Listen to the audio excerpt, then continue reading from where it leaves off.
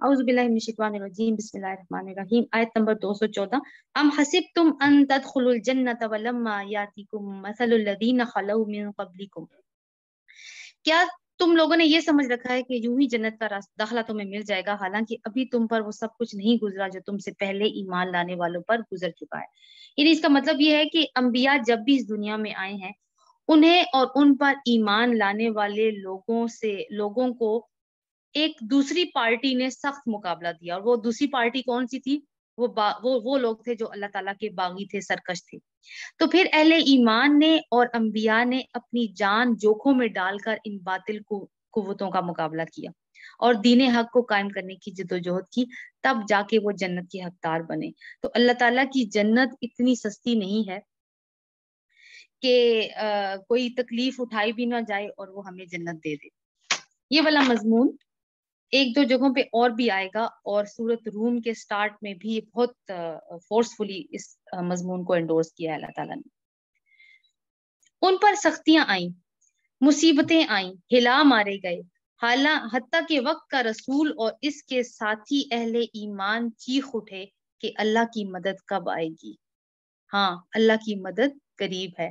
तो देखें, सबकी आजमाइश हुई है, पैगंबरों की भी आजमाइश हुई है, और आजमाइश करके अल्लाह ताला क्या करते हैं? खरा और खोटा वाजे कर देते हैं, अलग अलग कर देते हैं। लोग पूछते हैं हम क्या खर्च करें? जवाब दो कि जो माल भी तुम खर्च करोगे अपने वालिदैन पर, रिश्तेदारों पर, यतीमों और मिस्कीनों पर और मुसाफिरों पर खर्च करोगे, और जो भलाई भी तुम भेजोगे आगे भेजोगे, अल्लाह इससे बाखबर होगा। तुम्हें जंग का हुक्म दिया गया है और वो तुम्हें नागवार है। हो सकता है कि एक चीज तुम्हें नागवार हो और वही तुम्हारे लिए बेहतर हो, और हो सकता है एक चीज तुम्हें पसंद हो, वही तुम्हारे लिए बुरी हो। अल्लाह जानता है, तुम नहीं जानते। यानी बहुत सारे काम ऐसे होते हैं जो हमें बहुत सारे अहकामात अल्लाह ताला के ऐसे होते हैं कि हमें वो अच्छे नहीं लगते, नागवार लगते हैं, लेकिन असल में फायदा अल्लाह ताला इसमें क्या कहना चाह रहे हैं कि तुम्हारा ही है। हो सकता है फिलहाल तुम्हें बुरे लग रहे हो, लेकिन जब तुम इसकी हिकमत जान लोगे तो फायदा तुम्हें तुम्हारा अपना ही नजर आएगा। लोग पूछते हैं माह हराम में लड़ना कैसा है? जैसे वो हुर्मत के महीनों की बात हुई ना, मुहर्रम, रजब, जिकात और जिलहज की। तो अब उसमें क्योंकि हम ये बात कर चुके हैं कि लड़ाई झगड़ा, जंगो जदल करना, ये सब कुछ मना था उसमें, लेकिन यहाँ पे एक और सिचुएशन आ रही है। लोग पूछते हैं माह हराम में लड़ना कैसा है? कहो, उसमें लड़ना बहुत बुरा है, मगर राह खुदा से लोगों को रोकना और अल्लाह से कुफ्र करना और मस्जिद हराम का रास्ता खुदा परस्तों पर बंद करना और हरम के रहने वालों को वहां से निकालना अल्लाह के नजदीक इससे भी ज्यादा बुरा है, और फितना खून रेजी से शदीद तर है। अच्छा, ये एक वाकया हुआ। रसूल अल्लाह सल्लल्लाहु अलैहि वसल्लम जब मक्का में तशरीफ ले गए तो कुछ 7-8 महीने तो लगे ना, कि लोकल ऑर्गेनाइजेशन की और मुसलमानों को मुतहिद किया, और वो जो भी मुआखात का सिलसिला था वो जारी हुआ। एक सेटलिंग फेज था जो 7-8 महीने का था। उसके बाद रसूल अल्लाह सल्लल्लाहु अलैहि वसल्लम ने छोटे छोटे दस्ते बनाकर ना, एक तजारती गुजरगाह थी जो शाम की तरफ रास्ता जाता था, वो मदीना से गुजरता था। तो उस तक ना कुछ अल्लाह के रसूल ने कुछ दस्ते भेजने शुरू किए, मुसलमानों के टोलियां भेजनी शुरू की। उनका क्या काम था कि क्योंकि अहले मक्का जो कुफार थे, वो वहां से होके उसी तजारती गुजरगाह को इस्तेमाल करके जाते थे वहां पे, कि उनकी नकलो हरकत पर नजर रखी जाए। अब एक दफा ये वाकया पेश हुआ कि मतलब ये रजब 2 हिजरी की तकरीबन बात है, कि रसूल अल्लाह सल्लल्लाहु अलैहि वसल्लम ने एक तो इसी तरह की एक पार्टी जो है वो नखला में भेजी है। नखला एक जगह था, जगह का नाम था। वहां पे जब भेजी तो वहां पे ना मुसलमानों को एक काफिला नजर आया जो बहुत बड़ा काफिला नहीं था, वो मुशरिकीन का था। अब वो था भी तजारती काफिला।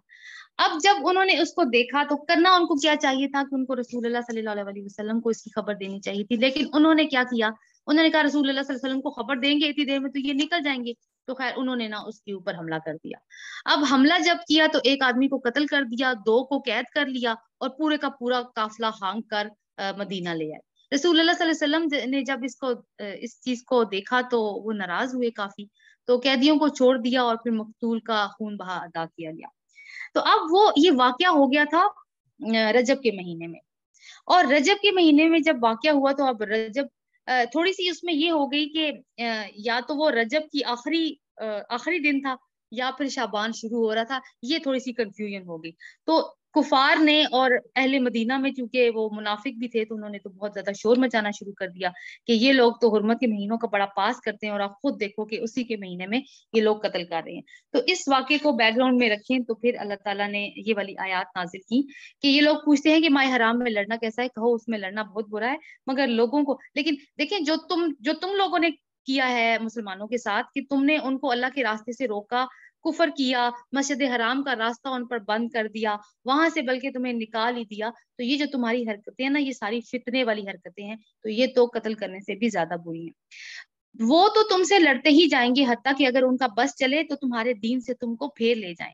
और ये खूब समझ लो कि तुम में से कोई अपने दीन से फेरेगा और कुफर की हालत में जान देगा, इसके अमाल दुनिया और आखिरत दोनों में जाया हो जाएंगे।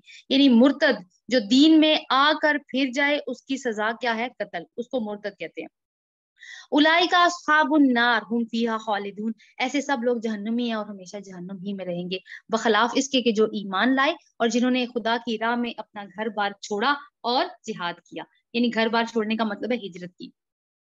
वो रहमत इलाही के जायज उम्मीदवार है और अल्लाह इनकी लग़ज़िशों को माफ करने वाला है और अपनी रहमत से उन्हें नवाजने वाला है। पूछते हैं शराब और जुए का क्या हुक्म है? कहो इन दोनों चीजों में बड़ी खराबी है। ये पहला हुक्म है शराब और जुए का। शराब को एकदम से हराम नहीं किया गया, शराब और जुए को 3 अहकामात आए हैं, तीसरे में फिर इसकी हुर्मत को लाजिम किया गया है, लेकिन ये सबसे पहला हुक्म है। पूछते हैं शराब और जुए का क्या हुक्म है? कहो इन दोनों चीजों में बड़ी खराबी है, अगरचे इनमें लोगों के लिए कुछ मुनाफा भी है, मगर इनका गुनाह उनके फायदे से बहुत ज्यादा है। यानी इशारा कर दिया गया है कि ये गुनाह के काम है, इनमें ज्यादा जो गुनाह की चीजें ज्यादा हैं, फायदे भी हैं, लेकिन वो कम है, ताकि इशारा हो जाए और जो समझने वाले हैं वो समझ जाएं और अपने आप को दुरुस्त कर लें। अगर वो इन दोनों चीजों में इन्वॉल्व हैं तो अपने आप को दूर कर लें। पूछते हैं हम राह खुदा में क्या खर्च करें? कहो जो कुछ तुम्हारी जरूरत से ज्यादा हो वो खर्च करो। इस तरह अल्लाह तुम्हारे लिए साफ साफ अहकामात खोल कर बयान करता है, शायद कि तुम दुनिया और आखिरत दोनों की फिक्र करो। पूछते हैं यतीमों के साथ क्या मामला किया जाए? कहो जिस तर्ज अमल में इनके लिए भलाई हो वही इख्तियार करना बेहतर है। अगर तुम अपना और उनका खर्च और रहना सहना मुश्तरक रखो तो इसमें कोई मजायका नहीं, आखिर वो तुम्हारे भाई बंद ही तो हैं। बुराई करने वाले और भलाई करने वाले दोनों का हाल अल्लाह पर रोशन है। अल्लाह चाहता तो इस मामले में तुम पर सख्ती करता, मगर वो साहिब इख्तियार होने के साथ साथ साहिब हिकमत भी है। यानी यतीमों की अगर कोई कफालत कर रहा है, कोई शख्स यतीमों की कफालत कर रहा है, तो क्योंकि अहकामात आ चुके थे कि उनका माल जो है वो बहुत ज्यादा केयरफुल तरीके से खर्च किया जाए, जो भी उनके वालिद ने उनके लिए माल छोड़ा है, तो जो भी कफील थे फिर उन्होंने ये करना शुरू किया कि उनके खाने अलग पकते थे और मुसलमान जिस घर में वो जिस फैमिली के साथ वो रहते थे वो फैमिली अपना खाना अलग बनाती थी। तो हर चीज में ना एक सेग्रीगेशन की गई थी, जो कि जाहिर है कि एक घर में रहते हुए मुश्किल था। तो अल्लाह ताला ने कहा कि तुम ऐसा ना करो, अपना रहना सहना मुश्तरक रख सकते हो, लेकिन असल बात तो है वो नियत की है कि तुम किस नियत से उनकी परवरिश कर रहे हो। तो अल्लाह ताला तुम्हारी नियतों को खूब जानता है। वो साहिब इख्तियार तो है, लेकिन उसका इख्तियार उसकी हिकमत के साथ है। तुम मुशरिक औरतों से हरगिज निकाह ना करना। अब ये फैमिली लॉज आ रहे हैं। यानी एक खानदान, हमें पता है कि एक मुआशरे की इकाई होती है, जिस तरह एक एक ईंट मिलकर एक बिल्डिंग बनाती है ना, इसी तरह खानदान मिलकर एक मुआशरा बनाते हैं और मुख्तलिफ मुआशरे मिलकर एक रियासत बनाते हैं। अब खानदान की बुनियाद कैसे पड़ती है? एक औरत और एक मर्द के ताल्लुक से। अगर खानदान का इदारा मजबूत होगा तो मुआशरा भी मजबूत होगा और अल्टीमेटली रियासत मजबूत होगी। तो हमारा दीन ये जो खानदान का इदारा है इसके ऊपर बहुत तवज्जो देता है। तुम मुशरिक औरतों से हरगिज निकाह ना करना जब तक कि वो ईमान ना ले आए। एक मोमिन लौंडी मुशरिक शरीफ जादी से बेहतर है, अगरचे वो तुम्हें बहुत पसंद हो।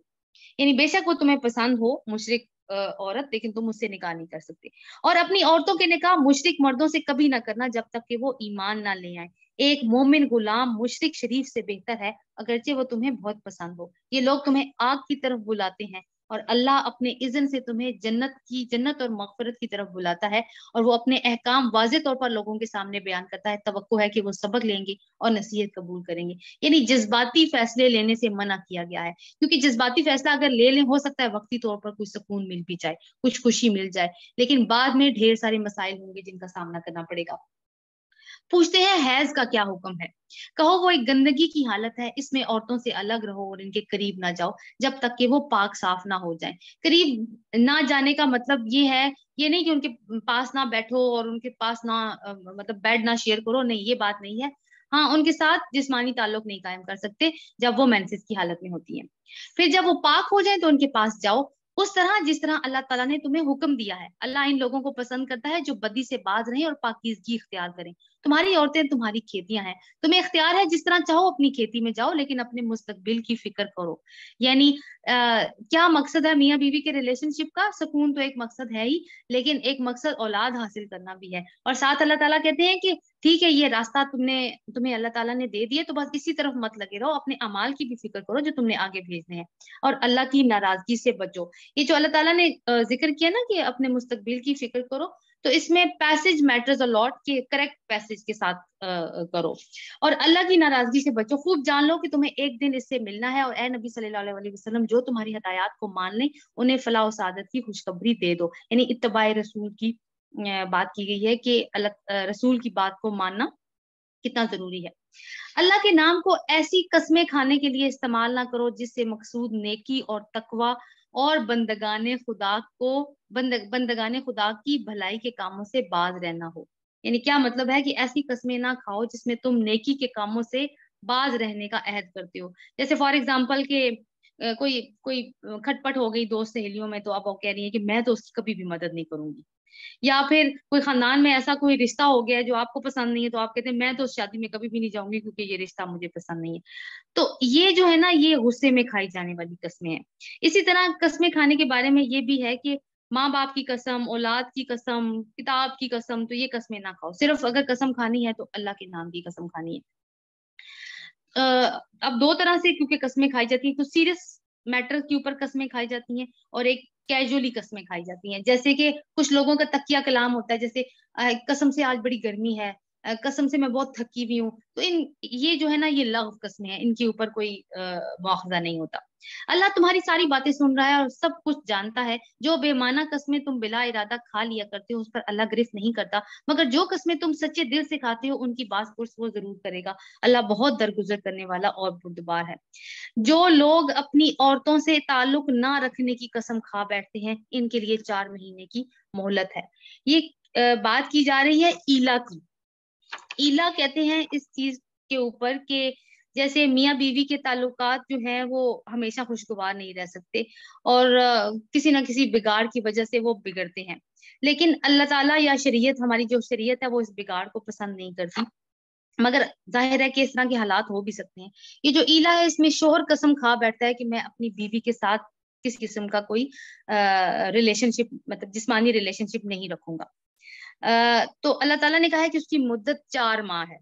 ठीक है, 4 माह के अंदर अंदर अगर वो रजू कर ले तो ठीक है, लेकिन अगर 4 माह गुजर जाते हैं तो फिर उसके आगे फिर 2 राय बनती हैं। हजरत आयशा और जो अहले मदीना के फुकहा हैं, उनकी राय तो ये है कि फिर मामला अदालत में पेश होगा और अदालत शोहर को तलब करके पूछेगी कि उसका क्या इरादा है, कि वो रखना चाहता है बीवी को या तलाक देना चाहता है, फिर उसके मुताबिक डिसीजन होगा। एक दूसरी राय ये है कि जब 4 महीने की कसम खाई और 4 महीने गुजर गए, क्योंकि बात मुद्दत की थी, तो तलाक वाकया हो गई। अब औरत अपनी इद्दत पूरी करेगी और आजाद हो जाएगी। लेकिन अगर 4 महीने से पहले रजू कर लिया है शोहर ने, तो कसम तो उसने खाई थी ना, तो अब कसम का कफारा देना पड़ेगा। उसमें यह है कि या तो गुलाम आजाद करवाए, या 10 मिस्कीनों को खाना खिलाए, और या 3 दिन के रोजे रखे। कोई भी ऑप्शन इसमें से इस्तेमाल कर सकता है। अगर उन्होंने रजू कर लिया तो अल्लाह माफ करने वाला और रहीम है, और अगर उन्होंने तलाक ही की ठान ली हो तो जाने रहें कि अल्लाह सब कुछ सुनता और जानता है। जिन औरतों को तलाक दी गई हो वो 3 मर्तबा अय्यामे माहवारी आने तक अपने आप को रोके रखें। ये उनके लिए जायज नहीं है कि अल्लाह ने उनके रहम में जो कुछ खल्क फरमाया हो उसे छुपाएं। उन्हें हरगिज ऐसा ना करना चाहिए अगर वो अल्लाह और रोजे आखिर पर ईमान रखती हैं। उनके शोहर ताल्लुकात दुरुस्त करने पर आमादा हो तो वो इस इद्दत के दौरान उन्हें फिर अपनी ज़ौजियत में वापस लेने के हकदार हैं। ये रजी तलाक की सूरत में है। यानी मसनून तरीका तलाक का क्या है कि औरत जब हैज से साफ हो जाए, पाक साफ हो जाए, तो शोहर उसको अगर तलाक देने का इरादा कर चुका है तो एक तलाक दे उस वक्त। लेकिन उसकी एक और कंडीशन है कि फिर रिलेशनशिप ना बना हुआ हो। تو اس میں طلاق دے اور پھر اس کی 3 ماہ کی عدت ہے. 3 ماہ کی عدت عورت کو وہیں گزارنی چاہیے جو اس کے شوہر کا گھر ہے. اب وہاں پہ ہو سکتا ہے کہ وہ اس کی رجوع کی نوبت آ جائے. اگر تو رجوع کر لیتا ہے ان 3 ماہ کے اندر تو ٹھیک ہے، لیکن اگر نہیں رجوع کرتا اور 3 ماہ کی عدت ختم ہو چکی ہے تو اب عورت آزاد ہو چکی ہے، اب وہ جو چاہے وہ کرے. اسی طرح مطلب کہ دوسری طلاق میں بھی اسی طرح ہی ہوگا. ان پہلی 2 طلاقیں رجعی ہوں گی، لیکن اگر پھر تیسری دفعہ بھی طلاق دے دی تو وہ پھر بائن ہو جائے گی. اس کے بعد پھر کوئی کسی قسم کا تعلق اور کوئی گنجائش نہیں رہتی، الا یہ کہ ایک اور ہچ اس میں آتی ہے وہ کر لیں. تو اب یہ ہے کہ اس کو کہتے ہیں طلاق کا مسنون طریقہ. حالانکہ رسول اللہ صلی اللہ علیہ وسلم نے تو اپنی ازواج میں سے کسی کو طلاق نہیں دی، لیکن جو طلاق دینے کا طریقہ ہے ہمارے دین میں وہ یہی ہے. لیکن کیونکہ ہمارے ہاں بہت زیادہ جذباتی ماحول پایا جاتا ہے تو ایک ہی دفعہ میں وہ 3 دفعہ طلاق کہہ دی جاتی ہے. تو ائمہ کرام جو چاروں ہمارے ائمہ ہیں وہ اس بات پہ متفق ہیں کہ طلاق ہو جاتی ہے اس صورت میں بھی. اس میں یہ ہے کہ حضرت عمر کے دور میں ایک واقعہ پیش آیا تھا، تو انہوں نے تو اس بندے کو دورے لگوائے تھے جس نے یہ حرکت کی تھی، 3 دفعہ طلاق دی تھی، یعنی سزا دی تھی، لیکن طلاق جو ہے وہ پھر بھی واقع ہو گئی تھی. عورتوں کے لیے بھی معروف طریقے پر ویسے ہی حقوق ہیں جیسے مردوں کے حقوق ان پر ہیں. البتہ مردوں کو ان پر ایک درجہ حاصل ہے اور سب پر اللہ کا غالب اقتدار رکھنے والا اور حکیم و دانا ہے. اچھا، یہ جو بات کی جاتی ہے نا عورتوں کے لیے بھی مردوں کو ان پر ایک درجہ حاصل ہے، یہ درجہ اسی کانٹیکسٹ میں حاصل ہے. اگر آپ اس کا ٹیکسٹ پڑھیں وَلِلرِّجَالِ عَلَيْهِنَّ دَرَجَةٌ، تو اوپر بھی دیکھیں بُيُولَتُهُنَّ بِرَدِّهِنَّ، یہ ہننا ہننا یہ جتنے بھی ضمائر استعمال ہوئے ہیں یہ ان عورتوں کے لیے استعمال ہو رہے ہیں جن کو طلاق دی گئی ہو. تو یہ کوئی عام حکم کے اس میں نہیں آ رہا. اس کانٹیکسٹ میں دیکھیں تو مردوں کو ان پر ایک درجہ کس صورت میں حاصل ہے کہ اگر وہ ان کو واپس اپنے نکاح میں لینا چاہیں، رجوع کرنا چاہیں، اور وہ کرنا چاہیں تو پھر عورت انکار نہیں کر سکتی اس کے بعد جب تک وہ حالت عدت کے اندر موجود ہے. ہاں عدت گزر گئی ہے، شوہر نے رجوع نہیں کیا تو اب پھر کچھ نہیں ہو سکتا. طلاق 2 بار ہے. الطلاق مرتان فامساک بمعروف او تسریح باحسان. طلاق 2 بار ہے، یا تو سیدھی طرح عورت کو روک لیا جائے یا بھلے طریقے سے اس کو رخصت کر دیا جائے. اور رخصت کرتے وقت ایسا نہ کرنا تمہارے لیے جائز نہیں ہے کہ جو کچھ تم انہیں دے چکی ہو ان سے واپس لے لو. البتہ یہ صورت مستثنا ہے کہ زوجین کو اللہ کی حدود پر قائم نہ رہ سکنے کا اندیشہ ہو. ایسی صورت میں اگر تمہیں یہ خوف ہو کہ وہ دونوں حدود الہی پر قائم نہ رہ سکیں گے تو ان دونوں کے درمیان یہ معاملہ ہو جانے میں کوئی مذائقہ نہیں کہ عورت اپنے شوہر کو کچھ معاوضہ دے کر علیحدگی اختیار کرے. یہ اللہ کی مقرر کردہ حدود ہیں، ان سے تجاوز نہ کرو. جو لوگ حدود الہی سے تجاوز کریں گے وہی ظالم ہے. تو یہاں پہ کیا بات ہو رہی ہے کہ اگر میاں بیوی میں نہیں نپ پا رہی اور ان کو نہیں لگ رہا کہ آگے جا کے بھی نپے گی تو عورت کو بھی ایک رائٹ دیا گیا ہے کہ وہ خلا لے سکتی ہے اپنے شوہر سے. ایسی صورت میں حق مہر یا جو بھی مال اس کے شوہر نے اس کو دیا اس سے اس کو دستبردار ہونا پڑے گا. اچھا، جو اوپر بات آئی تھی کہ جن عورتوں کو طلاق دی گئی ہے وہ 3 مرتبہ ایام ماہواری آنے تک اپنے آپ کو روکے رکھیں. اس میں ایک اور بات جو نہیں ڈسکس ہوئی وہ یہ ہے کہ عدت کی کیوں عدت کی یہ مدت رکھی گئی ہے تاکہ کوئی حمل ہو گیا ہو اس سلسلے میں تو وہ ظاہر ہو جائے. پھر اگر 2 بار طلاق دینے کے بعد شوہر نے عورت کو تیسری بار طلاق دے دی تو وہ عورت پھر اس کے لیے حلال نہ ہوگی الا یہ کہ اس کا نکاح کسی دوسرے شخص سے ہو اور وہ اسے طلاق دے دے. تب اگر پہلا شوہر اور یہ عورت دونوں یہ خیال کریں کہ حدود الہی پر قائم رہیں گے تو ان کے لیے ایک دوسرے کی طرف رجوع کرنے میں کوئی مذائقہ نہیں. یہ اللہ کی مقرر کردہ حدیں ہیں جنہیں وہ ان لوگوں کے لیے لوگوں کی ہدایت کے لیے واضح کر رہا ہے جو ان حدود کو توڑنے کا انجام جانتے ہیں. یعنی اگر 3 دفعہ ہی طلاق دے دی ہے تو اب شوہر رجوع نہیں کر سکتا، اب وہ اس کے لیے حرام ہو گئی ہمیشہ کے لیے وہ بیوی. الا یہ کہ اس کا کہیں اور نکاح ہو، وہ شوہر یا تو مر جائے یا اس کو طلاق دے دے تو اب وہ عورت دوبارہ سے آزاد ہے، تو اب وہ چاہے تو پہلے شوہر سے نکاح کر سکتی ہے. لیکن یہ بائی ڈیزائن نہ ہو، یہ کام یہ نیچرلی ہو جائے، یعنی اللہ کی طرف سے ہو جائے تو ٹھیک ہے، ہو سکتا ہے. لیکن بائی ڈیزائن یا پلان کر کے ایسا نہیں کرنا. جیسے وہ اس کو حلالہ کرنا کہتے ہیں کہ جو پلان کر کے حلالہ کرے گا، جیسے میں نے آپ کو بتایا کہ شہروں میں بڑے شہروں میں حلالہ سینٹرز بنائے گئے ہیں تو وہاں جا کے وہ مطلب کسی اور سے نکاح ہوتا ہے اور پھر وہ ساری خرافات اور پھر کیا ہے. دیکھیں اب اس میں سزا کس کو مل رہی ہے؟ عورت کو مل رہی ہے نا. تو عورتوں کو بھی پھر رزسٹ کرنا چاہیے اس سلسلے میں کہ لیکن وہ بلیک میلنگ ہوتی ہے اولاد کو لے کے تو وہ بھی مجبور ہو جاتی ہے. اور دوسری بات یہ ہے کہ پتہ بھی نہیں ہوتا کہ اصل میں بات ہے کیا. क्या चीजें हैं, नसीहतें हैं जो अल्लाह ताला ने हमें की हैं। तो रसूल अल्लाह सल्लल्लाहु अलैहि वसल्लम ने फरमाया कि हलाला करने और करवाने वाले पर अल्लाह ताला की लानत है। जब तुम औरतों को तलाक दे दो तो इनकी इद्दत पूरी होने को आ जाए तो या तो भले तरीके से उन्हें रोक लो या भले तरीके से रुखसत कर दो। महज सताने की खातिर उन्हें ना रोके रखना, ये ज्यादती होगी। जो ऐसा करेगा वो दर हकीकत अपने ऊपर ही जुल्म करेगा। अल्लाह की आयात का खेल ना बनाओ, भूल ना जाओ कि अल्लाह ने तुम्हें किस नेमत उज़्मा से नवाजा है। यानी अगर तुमने औरत को तलाक दे दी, रजई तलाक दी, और अब तुम उससे रजू कर रहे हो और नीयत तुम्हारी ये है कि पहले जो मैंने उसके ऊपर जरा जुल्म सितम किए थे वो कम थे और अभी तक मेरे दिल का गुबार ठंडा नहीं हुआ, अब मैं दोबारा इसको अपने निकाह में वापस लेकर आऊंगा और दोबारा से उस पर ज्यादती करूंगा, तो अल्लाह ताला ने कहा है कि ये चीज तुम नहीं कर सकते। अगर तुम भी ऐसा करोगे तो फिर इसका मतलब है कि तुम अल्लाह की आयात का खेल बनाओगे, मजाक बनाओगे। और कल हमने पढ़ा था ना कि अल्लाह की आयात को मजाक बनाने का अंजाम बनी इसराइल ने कैसे भुगता था। उनको अल्लाह ताला ने मसख कर दिया था, बंदर बना दिया था अल्लाह ताला ने उनको। अच्छा, ये जो किस नेमत उज़्मा से तुम्हें सरफराज किया, यानी नेमत उज़्मा से क्या मुराद है? हदायत की नेमत, यानी ये किताब कुरान पाक, और तुम्हें उम्मत वसत बनाया है, तो ये चीज तुम मत भूलो। वो तुम्हें नसीहत करता है कि जो किताब और हिकमत इसने तुम पर नाजिल की है इसका एहतराम मलहूज रखो। अल्लाह से डरो और खूब जान लो अल्लाह को हर बात की खबर है। जब तुम अपनी औरतों को तलाक दे चुको और वो अपनी इद्दत पूरी कर लें तो फिर इसमें माने ना हो कि वो अपने जेर तजवीज शोहरों से निकाह कर लें जबकि वो मारूफ तरीके से बाहम मुनाकिहत पर राजी हो। तुम्हें नसीहत की जाती है ऐसी हरकत हरगिज ना करना अगर तुम अल्लाह और रोजे आखिर पर ईमान लाने वाले हो। तुम्हारे लिए शाइस्ता और पाकीज़ा तरीका यही है कि इससे बाज रहो, अल्लाह जानता है तुम नहीं जानते। जैसे फॉर एग्जाम्पल इद्दत पूरी हो गई, औरत आजाद है, मर्द ने रजू भी नहीं किया, अब तलाक बाइन हो चुकी है, तो अब औरत कहीं अगर और शादी करना चाहती है तो तुम वहां पे जाके रोड़े मत अटकाओ। मतलब ये कई दफा ऐसी सिचुएशन भी हो जाती है ना कि मर्द इंतकाम लेने पे आ जाते हैं और कहते हैं कि नहीं मैंने तलाक दी ही नहीं थी। तो इस तरह की चीज हरकत करने से भी अल्लाह ताला मना फरमा रहे हैं।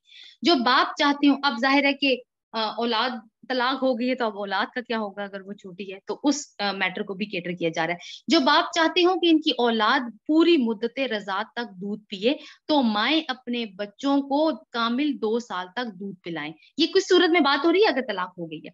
इस सूरत में बच्चे के बाप को मारूफ तरीके से उन्हें खाना और कपड़ा देना होगा, मगर किसी पर उसकी वुसअत से बढ़कर बार ना डाला जाए। ना तो माँ को इस वजह से तकलीफ में डाला जाए कि बच्चा उसका है, और ना बाप ही को इस वजह से तंग किया जाए कि बच्चा उसका है। यानी वीक पॉइंट्स ना पकड़े जाए एक दूसरे से और वीक पॉइंट्स को लेकर ब्लैकमेलिंग ना की जाए दोनों के ऊपर। और जो वो खाना कपड़ा उस मर्द ने उस औरत को अदा करना है क्योंकि वो उसके बच्चे को फीड करवा रही है, वो उसकी इस्तात के मुताबिक होगा। ऐसा नहीं हो, देखिए बीवी बहुत अच्छे बेहतर तरीके से जानती है कि जिस घर से वो आई है उस घर का मुआशी निजाम किस तरह से चलता था। अगर शोहर मजदूर है तो जाहिर है वो अपनी इस्तात के मुताबिक ही उसको देगा। दूध पिलाने वाली का ये हक है जैसा कि बच्चे के बाप पर हक है, वैसा ही इसके वारिस पर भी है। लेकिन अगर फरीकैन बाहमी रजामंदी और मशवरे से दूध छुड़ाना चाहे तो ऐसा करने में कोई मजायका नहीं। और अगर तुम्हारा ख्याल अपनी औलाद को किसी गैर औरत से दूध पिलवाने का हो तो इसमें भी कोई हर्ज नहीं, बशर्ते ये कि इसका जो मुआवजा तय करो वो मारूफ तरीके पर अदा करो, यही मुआवजा अदा करना है। अल्लाह से डरो और जान रखो जो कुछ तुम करती हो वो सब अल्लाह की नजर में है। तुम में से जो लोग मर जाएं इनके पीछे अगर उनकी बीवियां जिंदा हों तो वो अपने आप को 4 महीने 10 दिन रोके रखें। फिर जब इनकी इद्दत पूरी हो जाए तो उन्हें इख्तियार है कि अपनी जात के मामले में मारूफ तरीके से जो चाहें करें, तुम पर इनकी कोई जिम्मेदारी नहीं। मुतल्लिका औरत की इद्दत कितनी है? 3 हैज। और जो बेवा औरत है उसकी कितनी है? 4 महीने 10 दिन। अल्लाह तुम सब के अमाल से बाखबर है। जमाना इद्दत में ख्वाह तुम इन बेवा औरतों के साथ मंगनी का इरादा इशाई किनारे में जाहिर कर दो, ख्वाह दिल में छुपाए रखो, दोनों सूरतों में कोई मजायका नहीं। अल्लाह जानता है उनका ख्याल तो तुम्हारे दिल में आएगा ही। मगर देखो, खुफिया अहदो पैमान ना करना। पता चले तुम टेक्स्ट मैसेजेस कर रहे हो और व्हाट्सएप पे तुम कॉलिंग कर रहे हो, तो इस तरह की हरकतें नहीं करनी तुमने। अगर कोई बात करनी है तो मारूफ तरीके से करो, यानी बेहतर तरीके से पैगाम भेजो। उसके माँ बाप और उसके वारिस या वली मौजूद है उनसे बात करो। और अकदे निकाह बांधने का फैसला उस वक्त तक ना करो जब तक इद्दत पूरी ना हो जाए। ये नहीं होगा कि अच्छा उसकी इद्दत चल रही है, रिश्ता विश्ता तय पा गया, शादी की तारीख भी तय हो गई, नहीं, ये सब कुछ नहीं होगा। ये सारे मामला उस वक्त तय होंगे जब औरत की इद्दत खत्म हो जाएगी बेवा होने की सूरत में। खूब समझ रखो अल्लाह तुम्हारे दिलों का हाल तक जानता है, लिहाजा इससे डरो और ये भी जान लो कि अल्लाह बुर्दबार है, छोटी छोटी बातों से दरगुजर फरमाता है। तुम पर गुनाह नहीं, अब तलाक की डिफरेंट सिचुएशंस आ रही हैं। तुम पर गुनाह नहीं अगर अपनी औरतों को तलाक दे दो कबल इसके कि हाथ लगाने की नौबत आए या महर मुकर्रर हो। इस सूरत में उन्हें कुछ ना कुछ दे जरूर देना चाहिए। खुशहाल आदमी अपनी हैसियत के मुताबिक और गरीब अपनी हैसियत के मुताबिक मारूफ तरीके से दे, ये हक है नेक लोगों पर। ये क्या बात हुई है कि निकाह हुआ है, मेहर मुकर्रर नहीं हुआ और खलवत भी नहीं हुई, मगर तलाक हो गई है, तो अल्लाह ताला कह रहे हैं कि आप कुछ ना कुछ दे दो, यानी कि भले तरीके से रुखसत करो। अगर तुमने हाथ लगाने से पहले तलाक दी हो लेकिन मेहर मुकर्रर किया जा चुका हो तो इस सूरत में निस्फ मेहर देना होगा।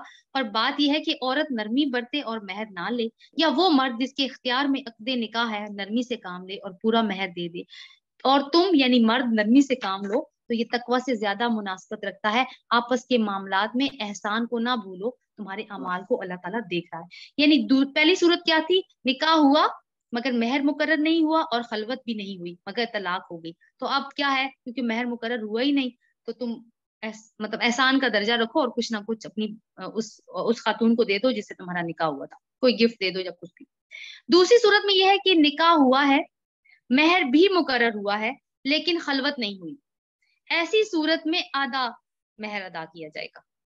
लेकिन अल्लाह ताला कह रहे हैं कि इसमें ये भी है कि अगर औरत ले ही ना निकाह कि नहीं मेरा कोई हक नहीं बनता, तो वो उसके ऊपर डिपेंड करता है, ये वो उसका दर्जा एहसान होगा। और मर्द का दर्जा एहसान थोड़ा ज्यादा हायर दर्जे का है क्योंकि उसकी जिम्मेदारी बड़ी है। तो अल्लाह ताला ने कहा है कि तुम अगर पूरा मेहर उसको दे दो तो ये भी एक दर्जा एहसान की बात है, लेकिन मामले को अच्छे तरीके से खत्म करो। गिफ्ट देने दिलाने से मोहब्बत बढ़ती है और रंजिशें कम होती है। हाँ, अपनी नमाजों की निगहदाश्त करो, खसूसन ऐसी नमाज की जो महासने सलाह की जामे हो। यानी ये तुम्हारे जो माशरती काम है, ये शादियां करना, ये खानदानी मैटर चलाना, ये तो चलता ही रहेगा। इस सारे मैटर्स में नमाजों को मत भूल जाना। तो अल्लाह ताला कह रहे हैं नमाजों की निगहदाश्त करो। ये महासने सलात का मतलब किया जाता है कि असर की नमाज है। और रसूलुल्लाह सल्लल्लाहु अलैहि वसल्लम ने फरमाया है कि जिसकी नमाज असर फौत हो जाए गोया इसका मालो मता और घर बार लुट गया। अल्लाह के आगे इस तरह खड़े हो जैसे फर्मा बरदार गुलाम खड़े होते हैं। बदअमनी की हालत हो तो ख्वाह पैदल हो ख्वाह सवार, जिस तरह मुमकिन हो नमाज पढ़ो, यानी चलते चलते भी नमाज पढ़ो, माफ नहीं है किसी हालत में। और जब अमन मुयसर आ जाए तो अल्लाह को उस तरीके से याद करो जो इसने तुम्हें सिखा दिया है, जिससे तुम पहले नावाकिफ थे।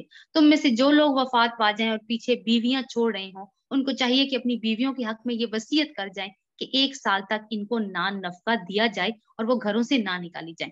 फिर अगर वो खुद निकल जाए तो अपनी जात के मामले में मारूफ तरीके से जो भी करें, इसकी कोई जिम्मेदारी तुम पर नहीं है। अल्लाह सब पर गालिब इक़्तिदार रखने वाला है और हकीम दाना है।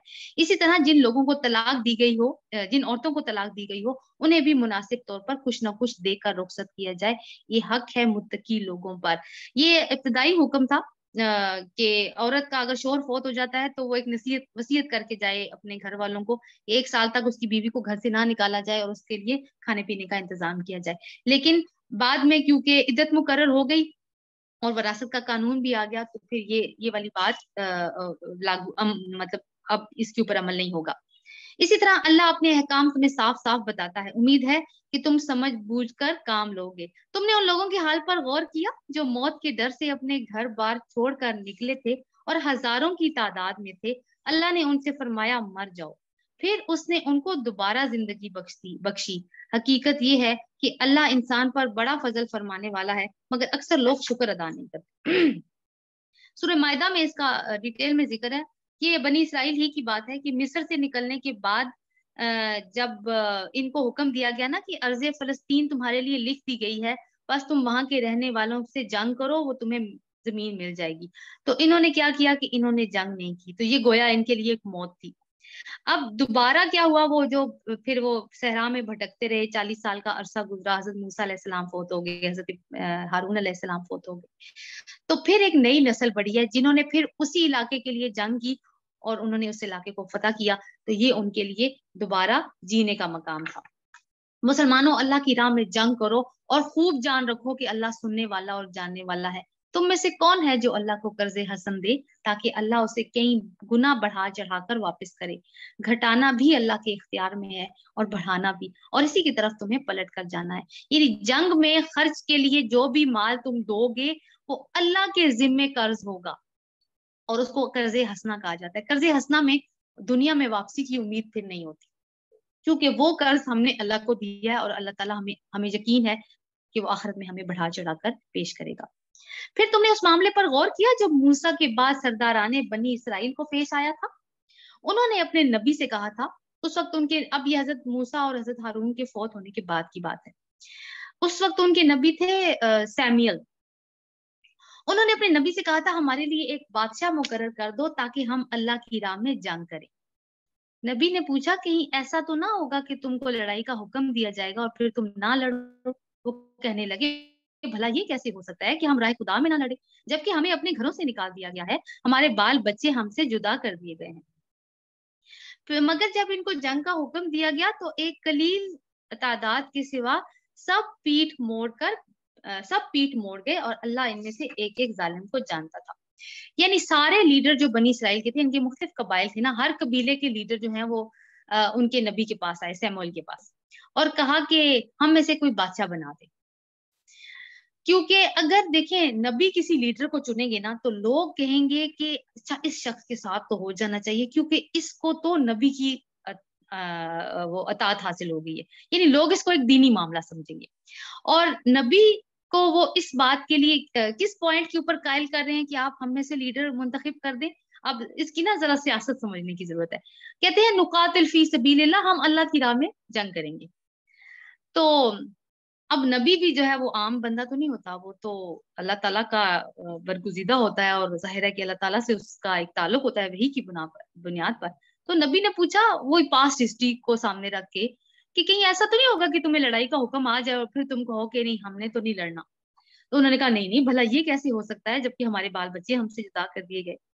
लेकिन अब क्या हुआ कि अल्लाह ताला की तरफ से जंग का हुक्म आ गया तो एक कलील तादाद के सिवा सब पीठ मोड़ गए और अल्लाह इनमें से एक एक जालिम को जानता है। यानी अल्लाह ताला ने फिर इनको जालिम ठहराया। खुद पहले कह रहे हैं कि हमें जंग करनी है, हम में से कोई लीडर बना दो ताकि एक लीडरशिप हो तो सब उसके साथ इकट्ठे हों और फिर जंग हो सके। लेकिन वह नबी ने वही का इंतजार किया और अल्लाह का फैसला सुनाया कि अल्लाह का फैसला है ये मतलब कि जाहिर है कि नबी अपनी तरफ से कुछ नहीं बोलता।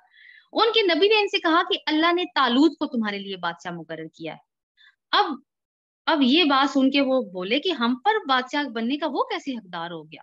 यानी आप इस सिचुएशन को समझे कि अल्लाह ताला ने कहा कि नबी ने कहा कि तालूत तुम पर बादशाह होगा। अब एक दूसरे को देख रहे हैं हम में तालूत कौन है। अब तालूत तो कोई है नहीं। अब पता चला जी कि तालूत कौन है। वो तो एक गडरिया नुमा इंसान है, भेड़ें बकरियां चराता है। तो उसके लिए फैसला हुआ है कि वो हम पे बादशाह बनेगा। अब क्या जवाब दे रहे हैं, वो हमारा बादशाह कैसे बन सकता है, इसके मुकाबले में बादशाही के हम ज्यादा मुस्तहिक हैं। कैसे? वो तो कोई बड़ा मालदार आदमी नहीं है। यानी इनके नजदीक बादशाह बनने के लिए क्या शर्त थी? माल होना। अब माल तो था नहीं उसके पास, तालूत के पास। नबी ने जवाब दिया, अल्लाह ने तुम्हारे मुकाबले में इसी को मुंतखब किया है और इसको दिमागी और जिस्मानी दोनों किस्म की अहलियतें फरावानी के साथ अता की हैं। अल्लाह को इख्तियार है अपना मुल्क जिसे चाहे दे। अल्लाह बड़ी वुसअत रखता है और सब कुछ इसके इल्म में है।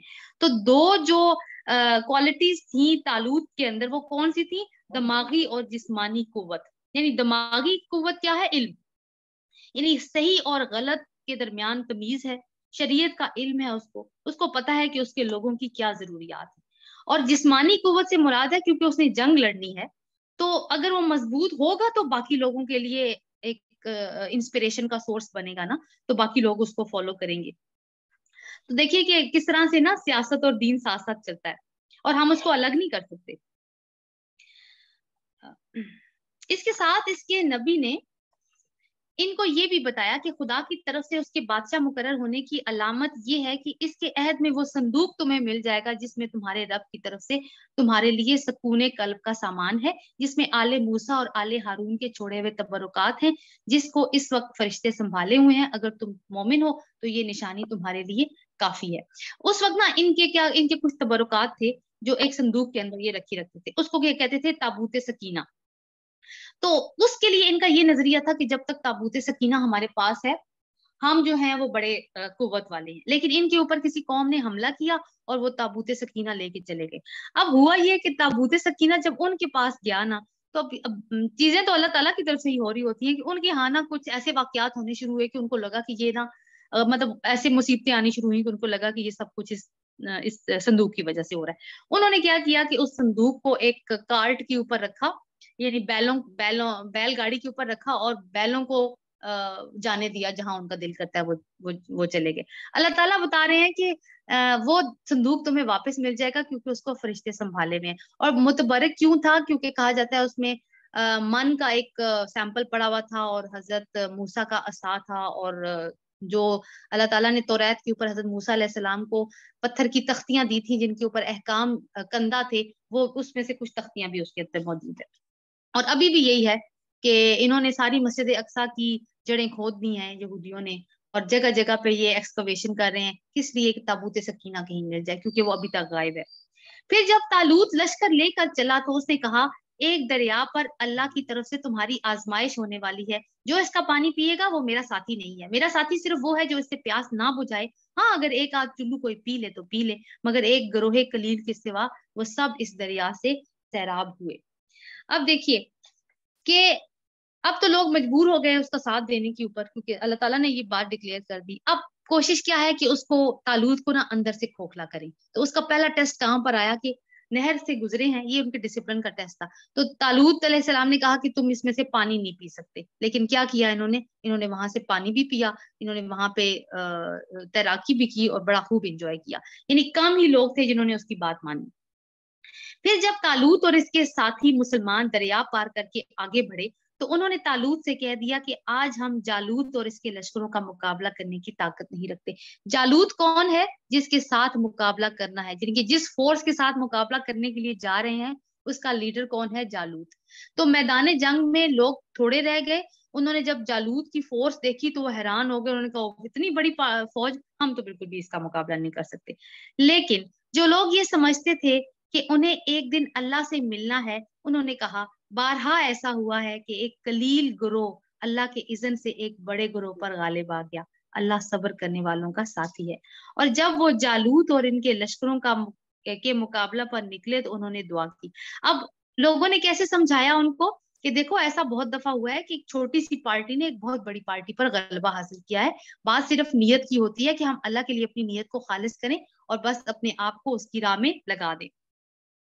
اب جب وہ لشکروں کے مقابلے پر نکلے ہیں تو انہوں نے کیا دعا کی؟ ربنا افرغ علینا صبرا وثبت اقدامنا وانصرنا علی القوم الکافرین. اے ہمارے رب ہم پر صبر کا فیضان کر, یعنی ہم پر صبر انڈھیل دے, ہمارے قدم جما دے, اس کافر گروہ پر ہمیں فتح نصیب کر. آخرکار اللہ کے اذن سے انہوں نے کافروں کو مار بگایا اور داؤد نے جالوت کو قتل کر دیا. اب حضرت داؤد علیہ السلام اچانک منظر عام پر آ گئے. داؤد علیہ السلام وہاں پر موجود تھے, وہ یہ سارا کچھ دیکھ رہے تھے, اور چھوٹے لڑکے تھے, بہت بڑے نہیں تھے اس ٹائم پہ. انہوں نے نا وہ غلیل بہت اچھی چلاتے تھے. تو جالوت جو تھا وہ سارے کا سارا زیرہ بختر میں بند تھا, صرف ایک آنکھ اس کی ایکسپوز تھی, صرف ایک آنکھ. حضرت داؤد علیہ السلام نے جب دیکھا نا کہ طالوت ان کے مقابلے میں آ گیا, اتنی بڑی فوج کے مقابلے میں, تو وہ ان سے بڑے انسپائر ہوئے. انہوں نے کہا میں بھی ان کا ساتھ دوں گا. تو انہوں نے غلیل سے نا نشانہ باندھا اور وہ نشانہ سیدھا اس جالوت کی آنکھ میں جا کے لگا, اور اس نشانے کی وجہ سے وہ مر گیا وہاں پر. اب جب وہ مرا تو ظاہر ساری کی ساری اس کی جو فوج تھی اس کا مورال ڈاؤن ہو گیا. داؤد نے جالوت کو قتل کر دیا اور اللہ نے اسے سلطنت اور حکمت سے نوازا اور جن جن چیزوں کا چاہا اس کا علم دیا. اس طرح اللہ انسانوں کے ایک گروہ کو دوسرے گروہ کے ذریعے ہٹاتا نہ رہتا تو زمین کا نظام بگڑ جاتا, لیکن دنیا کے لوگوں پر اللہ کا بڑا فضل ہے, اس طرح وہ دفع فساد کا انتظام کرتا رہتا ہے. یعنی جو لوگ دنیا میں فساد پیدا کرتے ہیں اللہ کسی اور پارٹی کے ذریعے اس فساد کو دور کر دیتا ہے, اور یہ اللہ